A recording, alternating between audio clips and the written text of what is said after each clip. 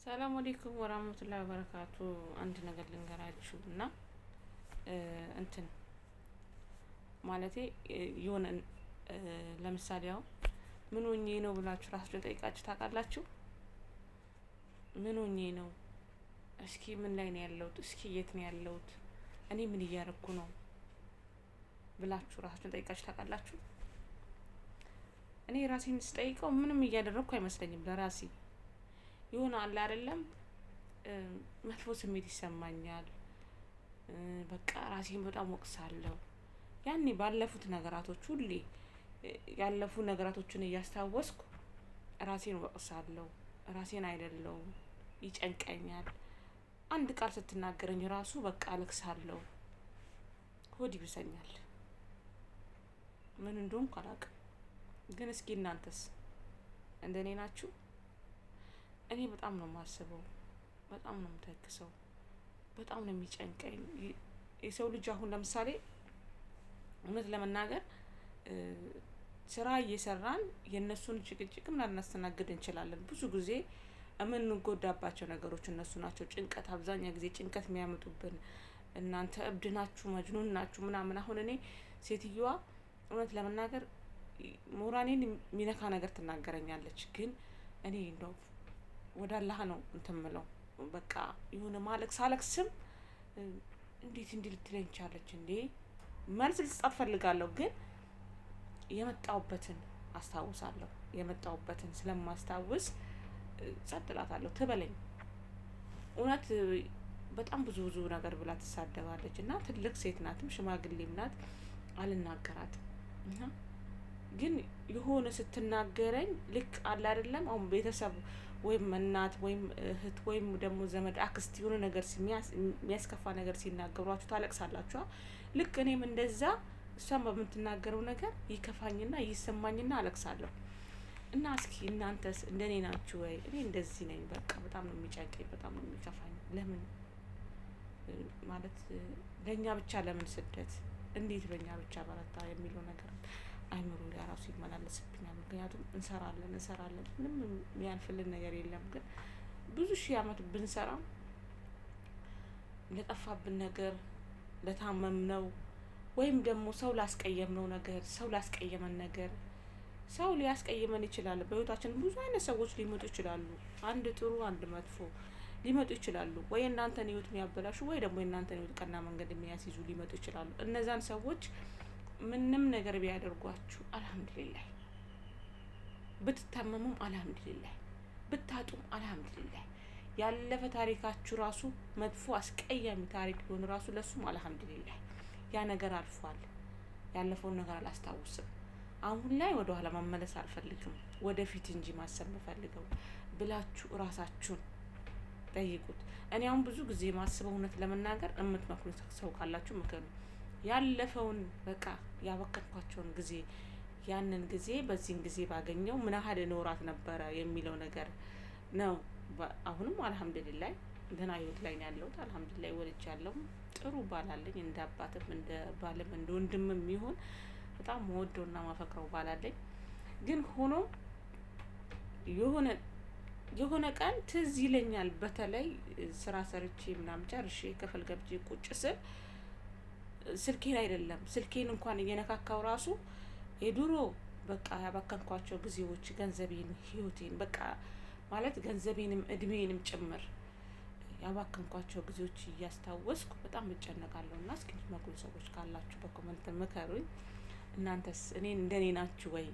አታስቡ፣ አትጨነቁ። እኔ ልንገራችሁ፣ ምክንያቱም አንዳንዴ ህይወታችን ብዙ አይነት እንትን ህይወታችን ላይ ብዙ አይነት ነገሮች አሉ። አዘን ካለ ደስታም አለ፣ ደስታ ካለ አዘንም አለ። በደስታ ላይ አዘን አለ፣ በአዘን ላይ ደስታ አለ። የሰው ልጅ ደግሞ ፈተና ከሌለ ውድቀት የለም፣ ውድቀት ከሌለ ፈተና የለም። ገባችሁ? ስለዚህ ምንድነው ብዙ ህይወታችን ተፈትነን ልናልፍ ወይም ደግሞ ህይወታችን ላይ ብዙ ፈተናዎች ሊያጋጥሙን ይችላሉ። ብዙ መውደቅ፣ ብዙ መሰበር ሊያጋጥሙን ይችላሉ። ከመጥፎ ሰዎች እነሱን ትተን ከነሱ የበላይ ሆነን ተገኝተን ሊሆን እንችላለን። መጥፎ ነገር ላደረጉብን ሰዎች እነዛን ሰዎች ይቅርታ ማለት ግድ ነው። ለምን የሰው ልጅ የሰው ሆና የፈለገ ብታጠፋብሽ ይቅርታ ትጠይቂያታለሽ፣ ትጠይቅሻለች። ግን እንደ መጀመሪያ ሆኜ አይደለም። ምክንያቱም እሷ አጥፍታብሻለች። ድጋሚ ደግሞ የምትመጣው ህይወትሽን ልታበለሻሽ እንጂ አንቺን ቀና መንገድ ልትወስድሽ አይደለም የምትመጣው። እንደዚህ መጀመሪያ በምንም በማታውቂው ነገር ጥላሽ ከሄደች ያችን ጓደኛሽን ድጋሚ ይቅርታ ስትጠይቅሽ ይቅርታዋን ተቀበይ። ግን ድጋሚ እንደ መጀመሪያ አትሁኝላት። ብዙ አይነት ሰዎች ሊመጡ ይችላሉ በእኛ በህይወታችን ላይ ማለት ነው። አንድ ትዳር ይዘሽ ከሆነ ትዳርሽን ሊያበላሹ፣ ሁለተኛ ደግሞ የአንቺን ጥሩ ነገርሽን የሚፈልጉ ጓደኞች ሊኖሩሽ ይችላሉ። ወይ አንቺን ደግሞ መጥፎ መንገድ ላይ ወድቀሽ እንዲያገኙሽ ይፈልጋሉ። አብደሽ ጨርቅሽን ጥለሽ ወይም በቃ ድሀ ሆነሽ ሜዳ ወጥተሽ የሆነ ብስቅል ያለ ኑሮ እንድትኖሪ የሚፈልጉ እንትኖች አሉና እኔ ብዙ ጊዜ እውነት ለመናገር ልሰግድ እንኳን የሆነ ውዱ አርግቼ እዛ ኢትዮጵያ እያለሁ በጣም ሰግዳለሁ እና እዚህ መጥቼ እውነት ለመናገር ልሰግድ ጎንበስ ስል በቃ የሆነ ይጨንቀኛል እና ታውቃላችሁ የሆነ ብቻ ሌላ ነገር ሌላ ስሜት ነው የሚሰማኝ። ግን የሆነ ስሰግድና ፋቲያ ስቀራ የሆነ ያረጋጋኛል እና አትጨነቁ። ጭንቀት ለሰው ልጅ ጥሩ አይደለም። ያው ከኔም ጋር ማለት ነው ጭንቀት ብዙ ነገሮችን ሊያስከትሉብኝ ይችላሉ። ላለፉ ነገሮችን ደግሞ አታስታውሱ። ለማትጨነቁት ነገር አትጨነቁ። በምንም በትንሽዬ ነገር እኮ እኛ አሁን ደስታ እናገኝ ካልን አሁን እውነት ለመናገር እቺ ብጃማ ገዝተን ብንለብስ አሁን ለምሳሌ አዲስ ልብስ አዲስ ሂጃብ የ10 ብር ሂጃብ ገዝተን ብንለብስ እኛ እቺ ደስተኛ ታረገናለች። ለኛ እቺ ሂጃቧ ደስተኛ ታረገናለች። ብዙ ነገር አይደለም በህይወታችን መጥቶ ደስተኛ የምንሆነው ማለት ነው። ከትንሽ ነው የምንነሳ። የሰው ልጅ ከዜሮ ነው የሚነሳው። ከዜሮ ትነሻለሽ። 10 ብር ሂጃብ ገዝቶ አምጥቶ የሰው ልጅ ወይም ባልሽ ቢሰጥሽ በዛ ነገር ደስተኛ ትሆኛለሽ። ለምን መርፌ ቁልፍ አይሆንም። ደስተኛ ትሆኛለሽ። ደስታ እኛ ጋር ትንሽ ቦታ ነው ያለችው። ብዙ ነገር አንፈልግም። ፈገግታ ፊት ካለሽ ራሱ ያንን ፊት ስታይ ደስተኛ ትሆኛለሽ።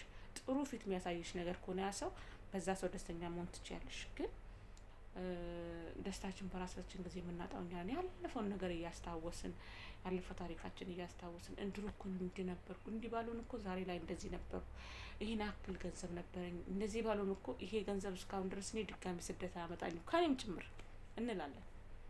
የሰው ልጅ 8 ዓመት ሰርቶ የሆነ ነገር ይኖረዋል አይደል? እኔ ግን 5 ሳንቲም ነበረኝ። እኔ ለምን አልነግራችሁ? ምክንያቱም አሁን የማስታውሰው እሱን ነገር ነው እና በጣም አስታውሳለሁ። ተኝቼ ድጋሚ ስደት አልመጣም ነበረ። ጥሩ ህይወት ይኖረኝ ነበረ። ይሄን 8 ዓመት ሙሉ ሰርቼ እሱንም 8 ዓመት ወጥቼ ነው የሰራሁት። 8 ዓመት ማለት ወጥቶ መስራት በ2 ሺህ ብር አስቡ። 2 ብር አንዳንዴ 2,500 ሰራለሁ እና 2 ዓመት ኮንትራት እንኳን የሰራሁበትን እህቴ ናት ያጠፋችብኝና በቃ እውነት ለመናገር የዛኔ እኔ ስመጣ ወደ አረብ ሀገር ስመጣ ትንሽዬ ነበርኩና በስንት ዓመት ይመስለኝ መሰላችሁ የሄድኩት 13 ዓመት ነበር። በጣም ረጅም ነበርኩ። በቃ በጣም ረጅም ነበርኩ። የውሸት መታወቂያ ታስሞላላችሁና የውሸት መታወቂያ 25 ዓመት ብዬ ነው ያስሞላሁት። መጀመሪያ በኖርማል እድሜዬ አስሞልቼ መታወቂያ በኖርማል እድሜ አስሞልቼ ሄድኩና 3 ወር ከ15 ፓስፖርት ጠብቄ ሲሄድ አንቺ እድሜሽ አይፈቅድም ብለውኝ እንደገና ስመጣ ደግሞ 46 ኪሎ ነበርኩ። እውነት ለመናገር እሱም 46 ኪሎ አልሞላም ነበርና ቁመቴ በጣም ረጅም ስለነበረ ነውና 50 ካልሞላሽ አትሄጂም ተብዬ እሱም እንደገና ሄጄ መታወቂያ እንደ አዲስ 5 ዓመት አስሞልቼ መጥቼ እንደገና አንተን ብዬ አስተካክዬ ሄድኩት። በ13 ዓመቴ ነው። በ13 ዓመት ሄጄ 8 ዓመት ሰራው። አስቡ 8 ዓመት ሰርቼ 8 ዓመት ከሰራው በኋላ ከዛ በኋላ 2 ዓመት ኮንትራት ሰራው። ኮንትራት 2 ዓመት ሰራውና ወጣው። ጠፋውበት በሴትዮዋ ኮንትራት 2 ዓመት ሰርቼ ወጥቼ ከወጣው በኋላ የ2 ዓመት ደሞዜን ያጠፋችሁ የሚከፈለኝ 700 ሪያል ነበርና 700 ሪያል ደግሞ ሁሉ ነገር ሻምፑንም ልብስም ሁሉ ነገርም ከነሱ ስለሆነ እኔ ምንም እንትን የሚልብኝ ነገር የለምና ካርድ እንኳን ራሱ ለመግዣ አላስቀምጥም ነበርና ያዛከኝ ነውና ካርድ እንኳን ለመግዛት ራሱ አላስቀምጥም ነበር። ወረቀት ሰጣቸዋለሁ። ያንን ብር አስተይልኩልኛል። እሺ ስም ልቀይር እህቴ እያጠፋችብኝ ነው ብላቸው የሆነ ወረቀት ቀይሬን ብሰጣቸው ሊልኩልኝ አልቻሉም። ይሄ ወረቀት ትክክል አይደለም ምናምን እያሉ ማለት ነው። እና በጣም አዝኜ ነበርና ወጣሁ። 6 አመት ሰራሁ በውጭ። 6 አመትም ሰርቼ 5 ሳንቲም የገባው ነገር የለምና ለራሴ እንኳን ደህና ነገር አላደረኩም። እውነቱን ለመነግራችሁ እንደዚህ አይነት ቢጃማ ነበር የምለብሰው ለእናቴ ቤት ስለምሰራ እንደዚህ አይነት ቢጃማ ነበር የምለብሰው እና በጣም በቃ ክፍለ ሀገር ከገባሁ በኋላ ከሰው መገናኘት፣ ከሰው ቅርበት፣ ሰው የራሴ ቤተሰብ እህቶቼ ታውቃላችሁ ልክ በጣም አስጠሉኝ። በቃ በጣም ስገባ አውሬ ነው የሆንኩት እና ተቀያየርኩ። በቃ ከቤት አልወጣም ነበር። በር በላይ ዘግቼ ነበር የምቀመጠው። እንደውም ከወለድኩ በኋላ ነው ከሰው ጋር መገናኘት የጀመርኩትና አሁንም የሆነ ቁጭ ስል ያለ ታሪኬን አስታውሼ በጣም ይጨንቀኛል። የሆነ ጥፊ ይለኛል። ምን እንደሆነ አላውቅም። ሀሳቤ ምን እንደሆነ ብቻ አላውቅም። ያለፈ እንደዚህ ቢሆን እኮ እንደዚህ ይሆን ነበር፣ እስካሁን ድረስ እንደዚህ አልመጣም ነበር ከልጅ ተለይቼ ምናምን የሚለው ነገር ገባችሁ። ከባዱ ደግሞ ወልዳችሁ ስትመጡ በጣም ከባድ ነው። እኔ የመጀመሪያ ልጅም ስለሆነ በጣም ከባድ ነው። ወልዳችሁ ስትመጡ ይከብዳል እና እኔ በቃ በጣም ከብዶኛል። አላውቅም። እናንተ ጭንቀት አያስፈልግም። አታስቡ። ላለፈ ታሪካችሁን አታስታውሱ። ያለፈ ህይወታችሁን አታስታውሱ። እውነት ጥሩ አይደለም። ያለፈን ህይወት ማስታወስ በሽታ ነው። እኔ ልንገራችሁ፣ አሁን እሱን ካስታወስኩ እኔ በጣም ነው የሚጨንቀኝ። በቃ ለምን እንደዚህ ሆነብኝ እኔ ለምን ብዬ እላለሁ። ነው ሰብስክራይብ አድርጉኝ። በጣም ነው የምወዳችሁ። አታስታውሱ። ያለፈ ታሪካችሁን ማስታወስ ጥሩ አይደለም። እሺ ቶች